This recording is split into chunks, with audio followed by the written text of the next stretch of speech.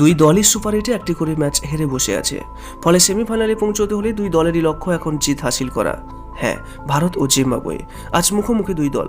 তবে মাঠে নামার আগে বিশেষ পরিকল্পনা করছে দুই দলই।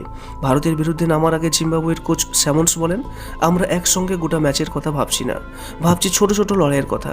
স্যামন্সের মতে একটা ম্যাচের মধ্যে অনেক ছোট ছোট লড়াই করতে হয়, ব্যক্তিগত অনেক লড়াই থাকে, সেগুলো আমাদের জিততে হবে। তেমনটা হলেই ম্যাচ আমাদের হাতের মুঠোয় থাকবে। জিম্বাবুয়ে জানে যে তাদের বিরুদ্ধে ভারত আক্রমণাত্মক ক্রিকেট খেলবে।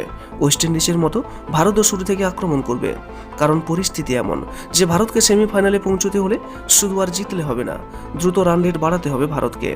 বাকি দুটো ম্যাচে ভারতকে বড় বড় ব্যবধানে প্রতিপক্ষকে হারাতে হবে। আর জিম্বাবুয়ের কোচ বলেন, জানি ওরা চুপ থাকবে না, আর আমাদের উপর একটা চাপ থাকবে, তাই মাথা ঠান্ডা রেখে এই লড়াইয়ে নামতে চাই। আক্রমণাত্মক খেলতে গেলে একটা ঝুঁকি থাকে, আর সেটাই আমাদের কাজে লাগাতে হবে। ওদের খেলার ছন্দ আমাদের ভেঙে দেওয়ার চেষ্টা করতে হবে। আজ ভারত জিম্বাবুয়ের ম্যাচ চেন্নাইয়ের মাঠে অনুষ্ঠিত হচ্ছে। এই মাঠ আকারে অনেক বড়, ফলে ছক্কার পর ছক্কা মারা যে মোটেই সহজ হবে না, তাও জানান সিকন্দরদের কোচ স্যামন্স। তিনি বলেন, ওয়েস্ট ইন্ডিজ আমাদের পরিকল্পনা বুঝে গেছিল, কিন্তু আর সেটা করলে চলবে না, বুদ্ধি কাজে লাগাতে হবে, এবং সেই পরিকল্পনা আমাদের তৈরি।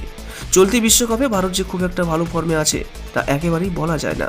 কারণটা হয়তো আমাদের জানা, যেমন ওপেনিংয়ে অভিষেক শর্মার 0 রানের রেকর্ড, কিংবা মিডল অর্ডারের দুর্বলতাও প্রকাশ্য, কিংবা বরুণ চক্রবর্তীর সেই বোলিং আক্রমণ এখন আর দেখা যাচ্ছে না।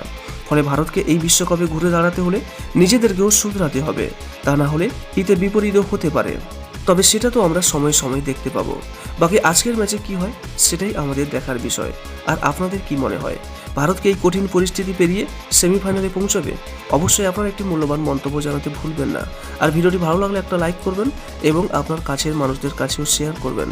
এবং নিয়মিত এরকম আপডেট পেতে আমাদের এই চ্যানেলটিকে অবশ্যই সাবস্ক্রাইব করে রাখবেন। সর্বদা সুস্থ থাকবেন এবং ভালো থাকবেন। নমস্কার।